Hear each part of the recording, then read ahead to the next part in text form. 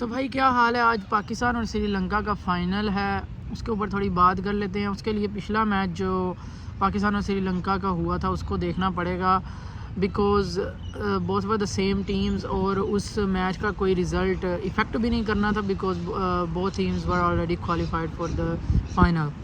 तो आज फाइनल है। आज हम उम्मीद करेंगे कि पाकिस्तान वो गलतियां ना करे, और मैं भी कुछ आइडेंटिफाई करने की कोशिश करूंगा इस वीडियो के अंदर जो मुझे लगता है as a student of cricket कि पाकिस्तान को वो गलतियां नहीं करनी चाहिए थी जो उन्होंने लास्ट जो है मैच में की थी। सबसे पहले तो ठीक है, उन्होंने दो अपने जो प्लेयर्स हैं उनको रेस्ट दिया था।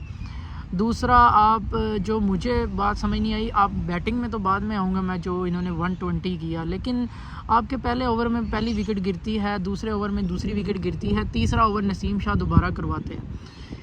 उसके बाद फोर्थ ओवर में हसनैन ने आपकी विकेट ली हुई है, आप उसको हटा के आप हसन अली को ले आते हैं। मुझे इस डिसीजन की समझ नहीं आई। आपने उन नसीम शाह या हसनैन के ओवर रोक के कहाँ लेके जाने थे? 120 run, remember, you need to remember कि आप 120 रन को डिफेंड कर रहे हैं, लेकिन आप चौथे ओवर में हसन अली को ले के आ जाते हैं, जबकि उस बॉलर को हटा देते हैं जिसने पिछले ओवर में विकेट ली है।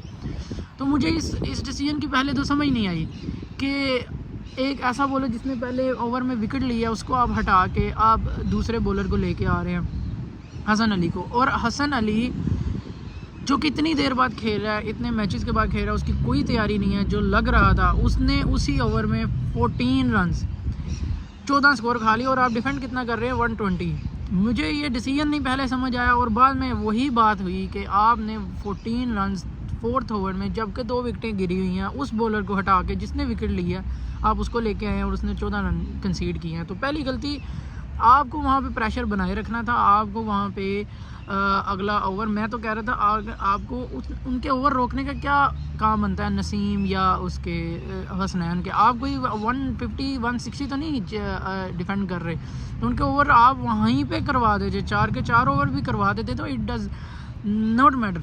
लेकिन आपने 2 भी ओवर नहीं करवाए। पहली गलती तो ये मेरी समझ से अभी तक बात ये बाहर है। दूसरा, उसके बाद प्रेस कॉन्फ्रेंस में आके बाबर आजम साहब कह रहे हैं कि जी बहुत अच्छा कम बैक हुआ है हसन अली का। ये भी बात समझ से बाहर है कि यार इस तरह थोड़ी होता है। आप मैच वहाँ पे ख़त्म हो चुका था ऑलमोस्ट 120, आप 120 चेज़ करते हुए आप दूसरी टीम को आउट करोगे तो आप जीतोगे, अदरवाइज़ आप इस चीज़ पे नहीं कर सकते कि आप उनको रोक लोगे, और आपने उसके लिए अपने मेन बॉलर्स के ओवर एंड के लिए रोक लिए। तो एक तो ये गलती। दूसरा, 120 जो इन्होंने पहले किया है, ठीक है, आप मान लेते हो कि आपके जो बाबर आजम, मोहम्मद रिजवान, फ़खर जमान जो कि इनिंग्स को कैरी करते हैं, उनका ये रोल है कि उन्होंने most of the times deliveries खेलनी होती हैं।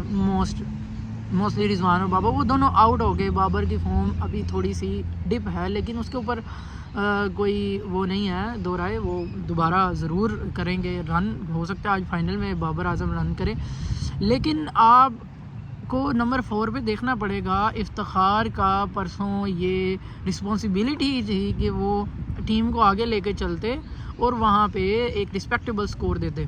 लेकिन अगर इफ्तिखार सिर्फ टीम में इसलिए हैं कि उन्होंने कुछ भी नहीं करना, बिकॉज़ उन्होंने बॉलिंग करनी नहीं है, बॉलिंग उन्होंने पूरे एशिया कप में नहीं की।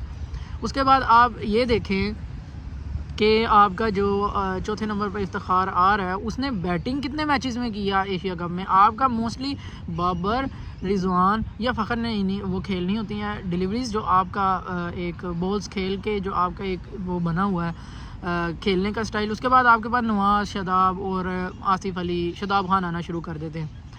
तो आपने इफ्तिखार को इसीलिए रखा है ना कि जिस दिन ये लोग आउट हो गए उस दिन इफ्तिखार आके इनिंग को संभालेगा। तो इफ्तिखार की 10 में से 2 या 3 मैचेस में बारी आनी है, उसके अंदर भी अगर वो स्कोर ना कर सके तो आपको ये भी देखना पड़ेगा कि इसका मतलब Iftikhar is not taking the responsibility that has been put on his shoulders. तो आपको ये भी देखना पड़ेगा कि इफ्तिखार को समझाना पड़ेगा, देखना पड़ेगा कि देखें अगर वो रिस्पॉन्सिबिलिटी नहीं ले रहे तो आपके पास और प्लेयर्स हैं, आपको उनको देखना पड़ेगा, लाना पड़ेगा। हैदर अली को आपने बाहर बिठाया हुआ है, who has a lot of potential। उसके पास जो शॉट्स हैं, आई एक्नॉलेज के उसको जो मौके मिले हैं उसके अंदर वो 30-20 करके आउट हो रहा था, और मतलब रैश शॉट खेल के आउट हो रहा है, बट उसके पास पोटेंशियल है, उसके पास शॉट्स हैं, you need to give him a long run. अगर आपके पास चौथे नंबर पे इफ्तिखार नहीं आपको देख करके दे रहे, और देखें ये दिस इज़ अनबिलीवेबल कि यार आपके 10 में से 2 या 3 मैचेस में, क्योंकि मोस्ट ऑफ द टाइम तो बाबर रिजवान खेल के जाएंगे, उसके बाद आपका शादाब नवाज़ और आसिफ अली का काम आ जाएगा। लेकिन अगर उन 2 मैचेस में भी उसने परफॉर्म नहीं करना तो भाई फिर आपको देखना पड़ेगा कि Iftikhar is not the right choice here. तो आपको फिर दूसरे लोगों के पास जाना पड़ेगा, लाइक हैदर अली, या आपके पास शान मसूद रेडी प्रोडक्ट है, उसको लाना पड़ेगा, उसको बताना पड़ेगा कि आपको चौथे नंबर के लिए हम तैयार कर रहे हैं। Even for Haider Ali as well, कि आप उसको बोल सकते हैं he has the potential to score 50s and 70s इन दो सिचुएशंस जहाँ पे बाबर और फ़खर जल्दी आउट हो जाते हैं या रिजवान जल्दी आउट हो जाते हैं। तो ये देखना पड़ेगा। इफ्तिखार बॉलिंग भी नहीं करवा रहे, और जब बैटिंग की बारी आई है तो आपकी team 120, he should have taken the responsibility पिछले मैच के अंदर। तो ये देखना पड़ेगा, ये चीज़ें रेक्टिफाई करनी पड़ेंगी before the final. I do believe कि Pakistan will be the champions of the Asia cup, because आपका नसीम शाह वापस आएगा, एंड ऑल्सो जो आपने चेंजेस किए थे वो चेंज होंगे, तो आपकी team will look more confident और एक अच्छा कमबैक देखने को मिलेगा। But this does not mean we have to take in the next world cup in our minds. Hopefully we will win the Asia cup, but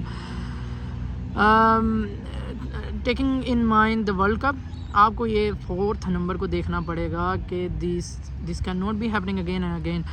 and दूसरा जो bowling के अंदर जो आपकी शहीन शाह वापस आ जाएंगे वर्ल्ड कप के अंदर, तो ठीक है, वर्ल्ड कप के ऊपर बाद में बात करेंगे, but you need to rectify these right now before it's too late. So hopefully Pakistan will win the world Asia cup tonight, और हम लोग भी मैच देखेंगे। बड़ा ओड टाइम होगा यहाँ पे, तो इंशाल्लाह ताला पाकिस्तान को champion of the Asia cup बनता देखेंगे आज रात को, तो फिर उसके ऊपर बात करेंगे। So that's it for today, तो फिर नेक्स्ट वीडियो में बात होगी।